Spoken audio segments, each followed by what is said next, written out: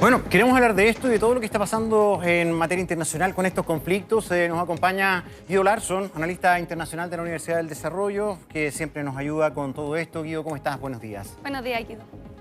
Hola, buen día. Gracias por invitarme a conversar con ustedes.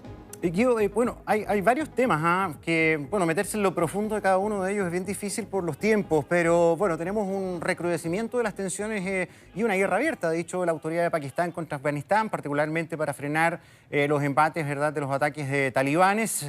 Pero también tenemos la situación entre Estados Unidos e Irán, que ya se han dado señales de que esto parece que es inminente un ataque. Se ha pedido a personal no esencial de Israel que salga de ese país. China también habría dado una orden de que todos sus ciudadanos en Irán salgan de ese país. ¿Cómo es esta zona entre el Medio Oriente y Eurasia tan tensa? Bueno, obviamente de manera muy problemática. Creo que es parte del reflejo de la desatención mundial sobre esta zona durante tanto tiempo y el hecho de que hayan habido toda una serie de procesos que hayan quedado inconclusos, particularmente la invasión de los Estados Unidos hacia Afganistán, que después de 20 años, esto es lo paradójico, termina más o menos donde mismo comenzó, ¿no es cierto?, con una organización de los talibán. Solo para que quede claro, la palabra talibán es una palabra pashtun, que es una de las etnias mayoritarias en Afganistán, que es el plural de la palabra talib, y talib significa estudiante, y particularmente estudiante del Islam, y es por ende un movimiento de cierto fundamentalismo musulmán que tiene atravesado esta línea étnica. Esa es una también de las razones por las cuales hay tanta discordia con Pakistán, porque si uno toma un mapa de Afganistán y de Pakistán, vamos a ver una zona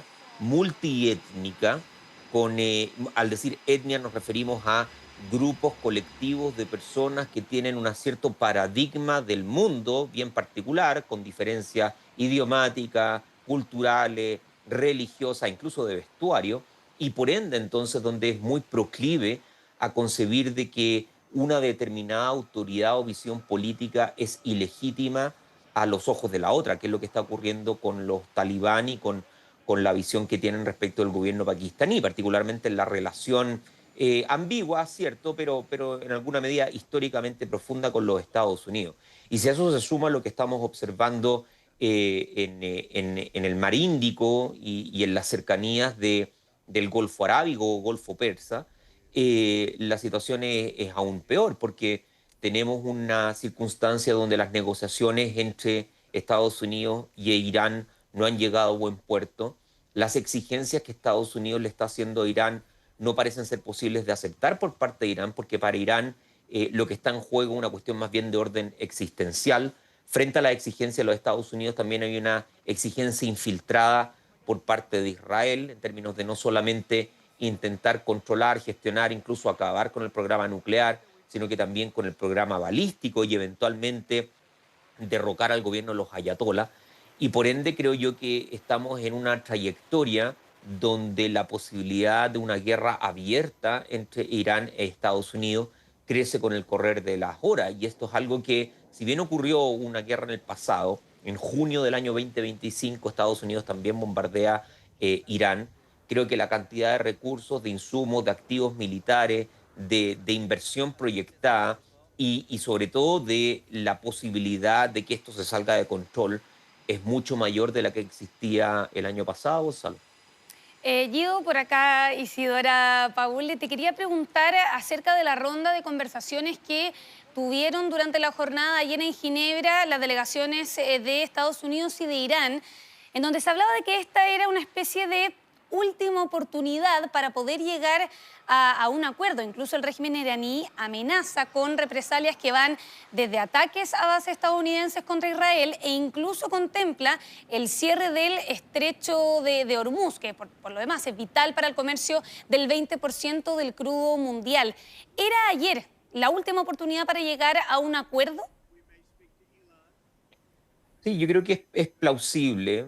Creo que los detalles todavía no han aparecido a la luz y por ende siempre existe la alternativa de que hayan tácticas dilatorias ocupadas de lado y lado, precisamente en el intento de inhibir una guerra. Una cosa que es importante decir, no todo el establishment militar en los Estados Unidos está convencido de una guerra con Irán. Insisto en el punto anterior, esta será una guerra, si es que llega a concretizarse, muy distinta de la que ocurrió el año pasado, y por eso también ha habido tanta insistencia respecto del mecanismo de negociación.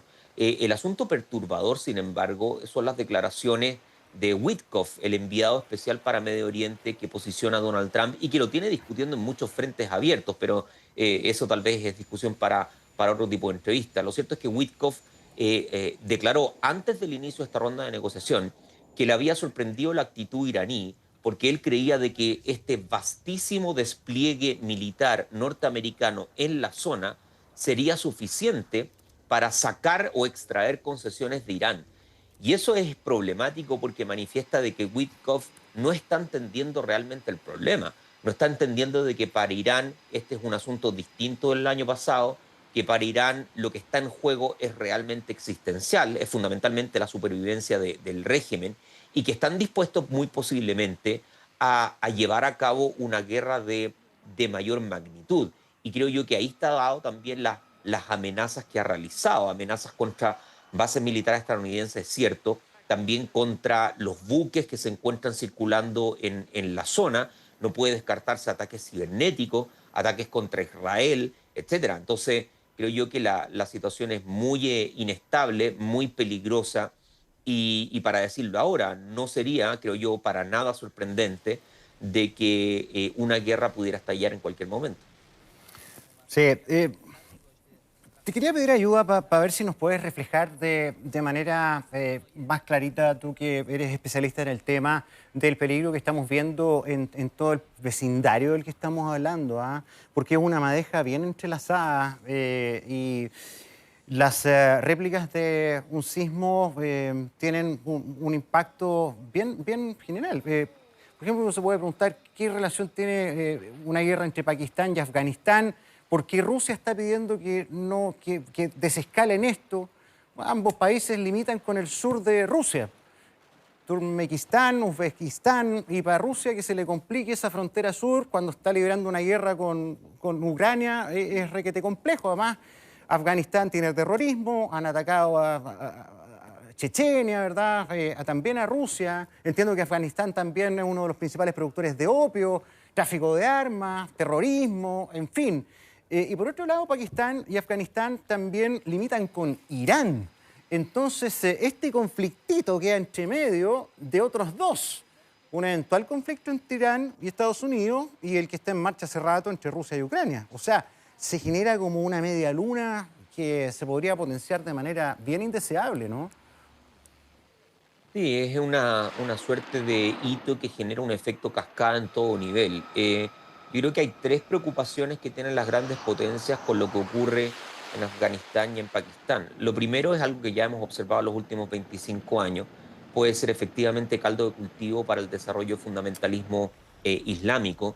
Y como tú bien anticipas, al menos con el comentario, recordarán a ambos la serie de atentados terroristas por fundamentalismo islámico en el mismo territorio de la Federación Rusa.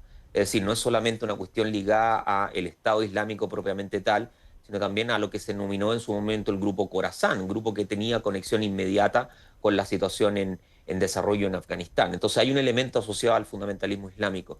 Lo segundo es que la posibilidad de contagio a nivel territorial o geográfico es muy significativa. Obviamente está el hecho de que Rusia colinda territorialmente con esta zona. También está el hecho de que hay muchos conflictos en marcha y el grado de atención, recursos, disposición, en fin, energías para enfrentarlos de forma simultánea tiende a decrecer con el tiempo. Y tercero, como también anticipaba, es innegable que esto se conecta con otras zonas de crisis. Uno no deja, obviamente, de volver sobre Gaza, no porque sea antojadizo, sino porque en alguna medida, tomando ese hito, genera un efecto de reverberancia sobre toda la Guido, región. bueno, Perdona. buen punto ese, pues, porque toda la flota estadounidense está en Israel en este minuto. O sea, sabemos la importancia que tiene Israel cuando hay conflictos con Irán. Se genera ahí un triángulo bien complejo que está todo relacionado.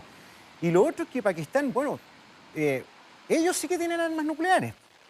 Ellos sí tienen armas nucleares y también colindan con la India. O sea, aquí también podría haberse involucrado otro gigante que por ahora estaba fuera del tablero de conflictos. Bueno, claro, no es coincidencia que Narendra Modi haya visitado Israel hace 2 días atrás, en parte en esta circunstancia muy problemática que tiene con su aliado, pero paradójicamente el hecho de que Pakistán tenga armamento nuclear es una especie de referente a que Irán podría conseguirlo, porque una de las cosas que ocurrió cuando Pakistán obtiene su armamento nuclear es que rápidamente las guerras de intensidad con su vecino India, particularmente en Cachemira, disminuyeron. Es cierto que siguieron habiendo escaramuzas, pero eran escaramuzas completamente contenidas.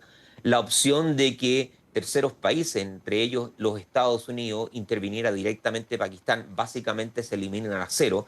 Y obviamente la señal es esa, es decir, Irán hoy día está con un problema en términos de que cada tanto periodo de tiempo, cada tantos años, hay un intento de derrocar al gobierno, de volcarlo a la mesa de negociaciones, de aplicarle sanciones, de generar bombardeos aéreos, de destruir infraestructura, etcétera.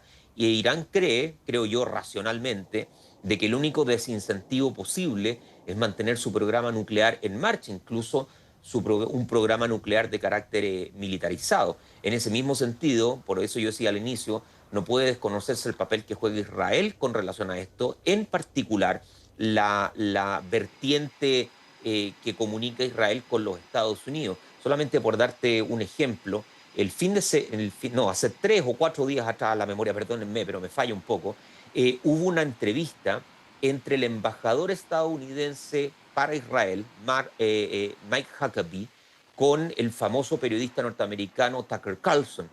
Y en ese programa, Mike Huckabee, ojo, el representante de los Estados Unidos en Israel y por lo tanto voz del gobierno norteamericano para el resto de la región, afirmó de manera completamente inaudita que si Israel quería tomar el control territorial entre el Nilo y el Éufrates, estaba completamente legitimado para hacerlo.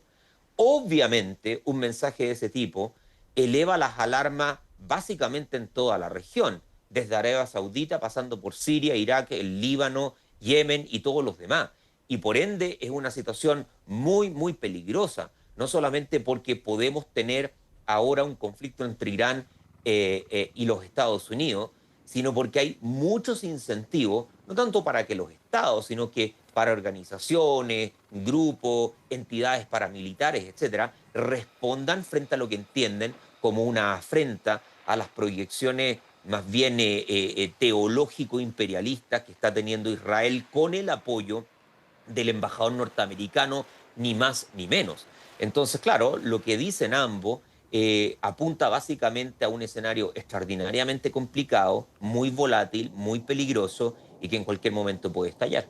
Bueno, y también sumar a eso, Gonzalo y Guido, que durante esta semana, recordemos que el presidente Donald Trump, en su discurso anual de esta cuenta pública que realiza ante el Congreso, entregó una advertencia súper clara a Irán y que incluso ese mismo día, si no me equivoco, o el día siguiente, el vicepresidente J.D. Vance afirma en una entrevista que Irán tenía que tomarse en serio las palabras del presidente Donald Trump.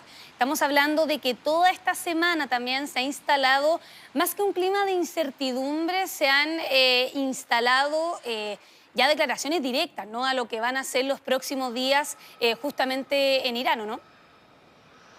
Sí, yo creo que Irán ha aprendido, evidentemente, aprendió el año pasado y creo que ahí ha estado aprendiendo durante todos los últimos 12 meses, porque es cierto, digamos, Venezuela queda a 12.500 kilómetros de distancia, pero bueno, Trump también amenazó a Maduro y llevó a cabo una operación, por lo tanto, las declaraciones de Trump tienen que tomarse con enorme seriedad.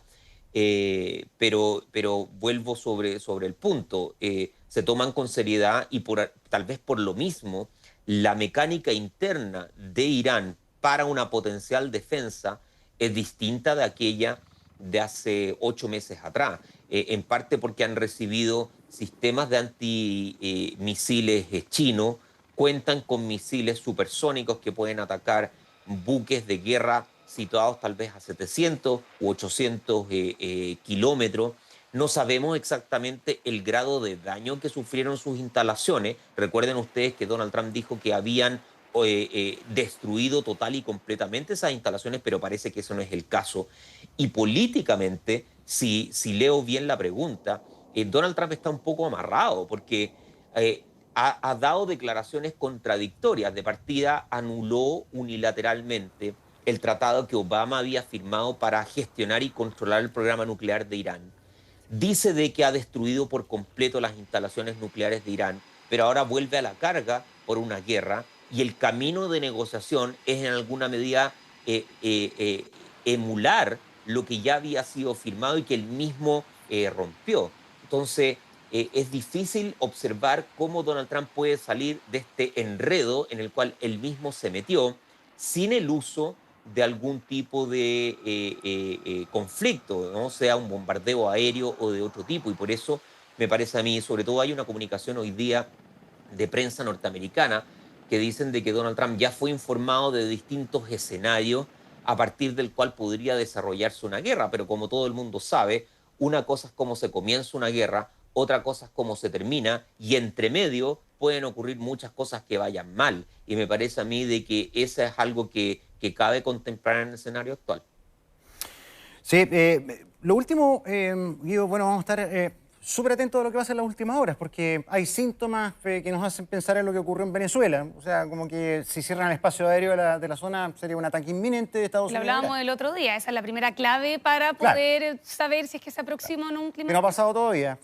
Ojalá que no haya enfrentamiento, porque esto sería agravar las cosas que ya están muy complejas. Pero, ¿por qué se ha puesto todo tan crespo? Perdón lo coloquial, pero a ver, sabemos que hay una disputa hegemónica entre Estados Unidos y China y que mucho de esto todo es como excusa a veces, pero en el fondo todo es por lo mismo. O sea, Irán es importante para China, la región es importante para China, se disputan también el poder en las distintas regiones. Chile, ¿qué le importa a Chile tanto si nunca le ha importado a nuestro país Estados Unidos? Pero resulta que hoy día pasamos a ser estratégico por los cables submarinos. Ahora Estados Unidos acaba de entregar un reporte que China está utilizando los observatorios astronómicos de América Latina para espiar los chilenos. O sea, como que todo esto se encrispó demasiado en el último tiempo. ¿Por qué? ¿Es el factor Trump o hay algo detrás de esto? Mira, yo creo que hay varias cosas. La primera es que si uno toma una perspectiva más amplia, tal vez de la historia, es primera vez de que Estados Unidos, en los últimos, no sé, 30 años, realmente ve amenazado su poder en alguna de las dimensiones clásicas del poder. Eso no había ocurrido. Es decir, hemos hablado del ascenso chino y lo bien que va China y el impulso chino, pero no habíamos hablado de que China está logrando paridad en alguna de las dimensiones del poder político e incluso militar.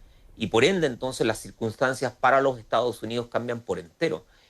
Vuelvo nuevamente sobre Israel. Israel probablemente observa de que, dado el grado de, digamos, semejanza ideológica que tiene con Donald Trump, también calculan que la posibilidad de derrocar al régimen de los ayatolás, régimen muy incómodo y que de acuerdo a Israel financia organizaciones que pueden atacar el territorio israelí, no van a tener una chance igual probablemente en su vida. Donald Trump ha sido el único que ha escuchado a Netanyahu y que está predispuesto a ocupar la fuerza para alcanzar objetivos ni siquiera de Washington, sino que de lo propio Israel. Y por ende, si no ocurre ahora o si no ocurre ahora en los 3 años, probablemente esa ventana de oportunidad se va a perder. Y tercero, como bien dices tú, hay que también entender todo esto como una suerte de nodos estratégicos que conectan distintos puntos del planeta. Entonces es cierto, está la conexión Latinoamérica con Asia y cómo eso puede servir para amenazar la seguridad informática de los Estados Unidos. Y a propósito del reporte que tú decías del Comité Especial, ¿no es cierto?, Investigación Latinoamérica-China del Senado norteamericano, está también este supuesto uso dual, ¿no es cierto?, de tecnología, en este caso satelital y de otro tipo, y en donde entonces entra a jugar un rol la dimensión espacial, ¿no es cierto?, en esta competencia hegemónica por el poder entre los Estados Unidos y China. Entonces, claro, bajo el prisma de competencia hegemónica, descansan toda una serie de subconflictos, entre ellos el de Irán e Israel, el de Pakistán con Afganistán, el de Rusia y Ucrania, y todos ellos conectan directa o indirectamente con los intereses de las grandes potencias. Por ende, de nuevo, una especie de llamado también a la opinión pública y a las autoridades de que el tiempo de esta especie de aislamiento porque somos un pequeño país, que nadie nos pesca y que por ende nuestra misma lejanía nos garantiza cierto grado de seguridad, ese momento ya terminó y terminó hace rato. Y por ende sería a buena lid de que el gobierno entrante, el gobierno del presidente Kast, tenga un equipo formado, tenga un equipo inteligente, creativo, que obligadamente va a tener que hacer frente a este mundo cambiante y un mundo que puede traer consecuencias serias para el país. Tomando un poco lo que dijo Isidora al inicio, si se llega a cerrar el estrecho de Hormuz, no sería sorprendente de que el barril del petróleo alcanzara más de $100 el barril, lo que eleva evidentemente los costos energéticos de todo el mundo, incluyendo los nuestros. Por ende, hay que, como tú dices, seguir observando la situación, generar los planes de contingencia que cabe generar, pero tener claro de que es un escenario de volatilidad e incertidumbre y vamos a mantenernos así probablemente por los años que están por venir. Y ojalá que todo esto no se amplíe con todo lo que hemos hablado, los conflictos ya en marcha y los que se podrían sumar, porque esta sopa tiene harto pelo ya y la verdad que a nadie le conviene que esto se incremente aún más. Y todo es estratégico, ¿ah? Estratégico el Medio Oriente, estratégico Groenlandia, estratégico Chile, Sí. están las disputas de los polos, está el Ártico, ya viene la batalla con la Antártica, que ojo con nosotros, y todo aquello, los cables submarinos, en fin. Guido Larsson, como siempre, agradecidos por tu colaboración. Que tengas un buen día, buen fin de. Muchas gracias, Guido. No, gracias. Gracias a ambos y que tengan un buen término de jornada y buen fin de semana también. Gracias, buenos Chao. días.